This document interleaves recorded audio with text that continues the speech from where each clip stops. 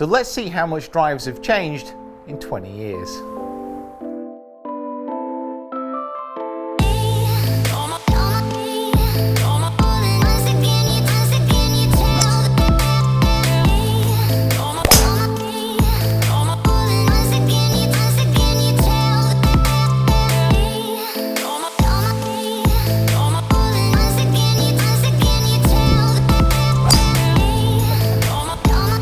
Hi guys, my name is Peter Finch and welcome down to the Quest Golf Academy. If you are new to the channel, please hit that subscribe button and hit that little bell icon as well so you don't miss out on any of my content. Also, please go into the description below and comment on everything that you see in today's video. I do want to get some interaction going. And in this video, I'm going to be comparing this little bad boy, so the TaylorMade Firesole, to my current M6. And what I'm going to be looking at really is how driver technology has evolved within the last 20 years, and maybe if you have got an older club, why you might consider switching, and if you have an older club, sometimes why it might not be worthwhile. So first things first, where did I get this? So this was in the TaylorMade head office, and it just so happens that this was released in 1999. So obviously this rounded off nicely to a 20-year comparison. So the first thing I'm going to do before I jump out onto the golf course is have a little bit of a look at this driver just to tell you exactly the makeup. So it's a 10.5 degree, it's got a stiff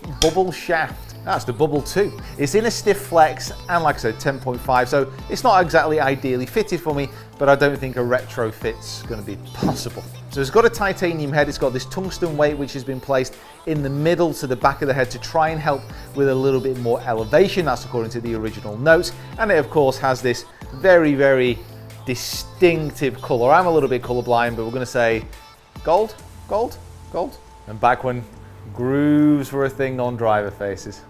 Now the first thing I did in this comparison is basically head to the golf course. So I played at Mia last night just to compare what they would be like on the golf course before I got them here in the academy and got them on the GC quad. And well, let's see how it went.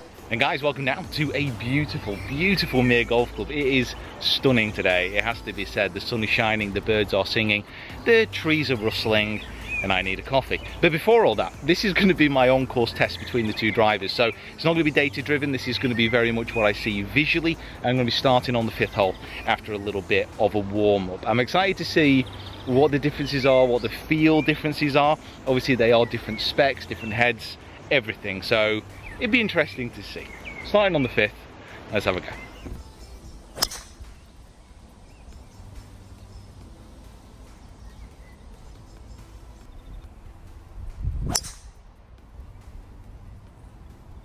Sounded great, similar line. So this is a cross bunker, which I was slightly concerned about the balls actually carrying, but they flew over that. My drive is miles down there, my first one.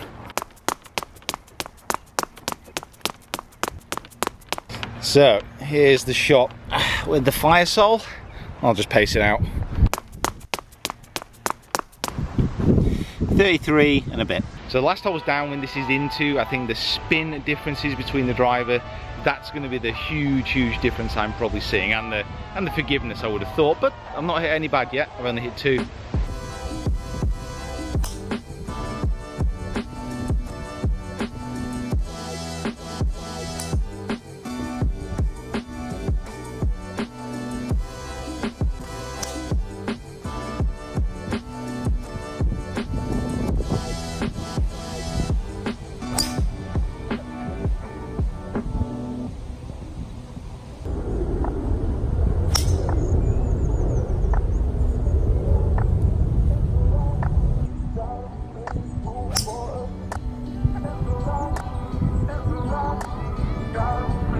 Well, I'd say so far so obvious. Hitting my M6 well, hitting the Firesole not great, and oh my, the last couple of shots I've hit a bit on the toe of the Firesole and they have gone everywhere. It might just be the fact it's the first time I'm hitting it, I'm on the course, it's obviously going to be a little bit awkward. I'll probably get more data, obviously we'll get more data back at the range. So one more tee shot and that's where we'll head.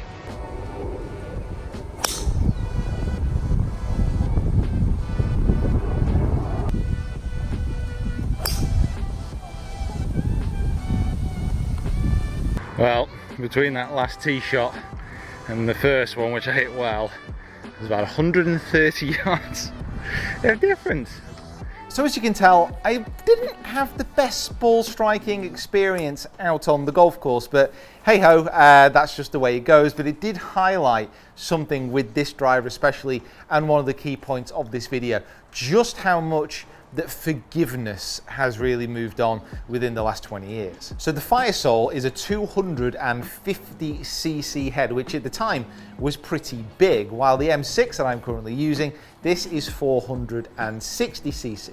Now the reason that's important, especially for forgiveness, is all about moment of inertia. Moment of inertia, very simply broken down, is the amount that the club head will twist on off-center strikes. Now with a smaller club head, the weighting within this club head, it cannot be pushed as much to the perimeter as it can with a 460 head. So some manufacturers do have less than a 460 head within their drivers, but they are generally for better players. So players who can move the club head a little bit quicker through the air and still make center contact. If you want the most forgiveness, it makes sense having a 460 head, because then you can really push the perimeter weighting. Also, a lot of drivers, the M6 included, it is multi-material construction. So using carbon that allows weight to be distributed even better throughout the whole club head, depending on the type of launch characteristics that the manufacturer wants to achieve. So what I'm going to do now is I'm going to put these drivers through a series of challenges on distance and on accuracy as well. Now, as I saw on the golf course, this driver is going to win the long drive contest, and to be honest, the way I was striking this, it's probably going to win the accuracy as well. But let's put them through the paces and let's just see the differences between the two. So the first challenge is about accuracy. So I'm going to hit 5 balls with each of the drivers. I'm using TP5 practice balls, and I've pulled up the first hole here at Wentworth, which certainly in the Pro-Am when I've gone to watch it is must be quite nerve-wracking. Hopefully I might be able to get there this year, but we'll have to see. So 5 shots with each club. Let's see which one hits the fairway the most. Okay, here we go. So first up, the M6. Come on. Oh, I mean, I literally could not have hit that any straighter on the range. What's it like here? Oh yeah. Admittedly, I was a bit, slanty fairway. I was holding on to that one a bit to try and get it, but 1 out of 1. Ooh, it's a little bit further right. Ooh, get past the bunker. Ah, it's missed the fairway anyway. Yeah, that was a, it was a better strike. Well, a better strike. It was a little bit more of a harder committed swing, and it went out. Got to hit the fairways though, Pete. It's only 1 out of 2.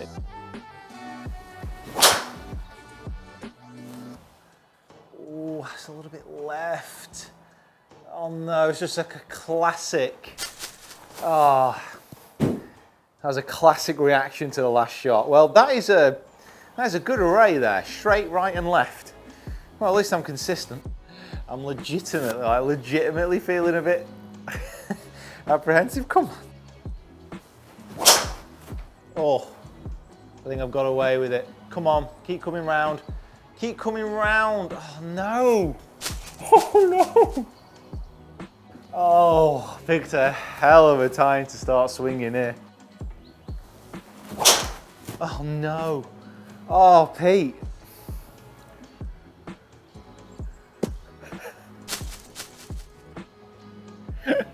I've done 3 videos today. This is the first one I've done on accuracy. Legitimately, they're the 4 worst swings I've put on it all day. 2 balls on the fairway with the Firesole. Yeah, the one thing I would say about this club, which does make it harder, certainly to hit, the grip is pretty well worn. This is an original grip for the Firesole. Right. Oh, it's spinny, but hang on. Just hang on. Whew. That sounded and felt fantastic. That was centered. That had to be a center strike. Is it drawing round? Yes, it is. Oh, hang on though. Oh, no wonder they ate this hole. Oh, it's so far off the toe. Is it hooking round enough? It is. It is, it's gonna land in the same place. Get through it. Firesole winning. Oh, that was munched. That was absolutely munched. I'm almost tempted to kind of get the M6 out again. So on that first one, I just noticed on the launch monitor data here, the GC Quad, I was striking down quite a lot, so spin was a little bit out of control. Ooh, is he drawing enough? Is he drawing enough? Not quite, I don't think, no. Well, get past it. 3 out of 5.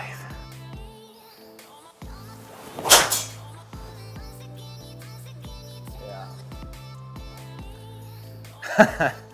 Yeah, okay. Oh, caught the down slow. Go on then. Go on then. Okay, so yeah. Okay. So just have a very quick look through this data. I mean, well, we'll have a quick look through anyway. So you can see here with the Firesole, well, I mean, it was a little bit more accurate, shall we say. I mean, you can see the difference here between the spin rates. So pretty consistent here with the Firesole. So averaging out at 3,149, but there's only one that I managed to get below 2.5. You see the spin rates with the M6, they are a lot lower generally, and obviously the distances, there's a bit of a gap between them. But as an accuracy test, Firesole won. So the next challenge is all about distance. You can probably imagine which one's going to win, but I think I will put a stipulation that it does have to be on a fairway. So next challenge again, 5 balls each, longest drive's got to be on the fairway. I've actually picked quite a tight hole here as well. So I'm not going to hold back on any of the shots. So I am going to try and hit it as far as possible while still maintaining a level of control, shall we say. But I don't want to just pat one down there with the M6. No, I can control the spin and get a runner. I want to hit both hard. So I want to try and get my ball speed up and all the rest of it. So we'll switch the order. We'll go Firesole first, then mine. Oh, it just feels like when you don't strike it, when you don't quite strike it out in the middle, the whole club face is just flipping around. Oh, struck it so well. It's just a bit spinny. Get over the water. Now sit down. Well, it didn't do anything I wanted to, but it was a nice strike. I'm getting down on it again. It's going off to the right. It's a good strike, probably the best strike so far. Yeah, a little bit of extra distance. Pretty level angle of attack. It's got to be on it, yeah. Oh, I might centre line it. Yeah, one of the best strikes as well. Right, on the fairway. Whew. 268, not bad. That's pretty much the shot that I wanted. Is it just going to hang on? Oh, it's just going to touch. And guys, jump down into the comments and let me know, because this is the one thing I would say about some modern drivers. So I like this M6, it's great, but the name, Firesole. Like if you say to your mates, you know, what have you got? I got a Firesole. A little bit dippy, a little bit left, yeah. You can see like the extra, oh hello. Well, that's pitch 270, finish 250. Just can't quite get the feeling with the driver. You can see again the difference in like the carry distance and all the rest of it, even on a dodgy strike, but that's a much better strike. Oh, that's the one. That's the one. Just my ball position, just very slightly, just slightly further forward. Remember guys, generally you go to the simple things first. Go to the simple things first.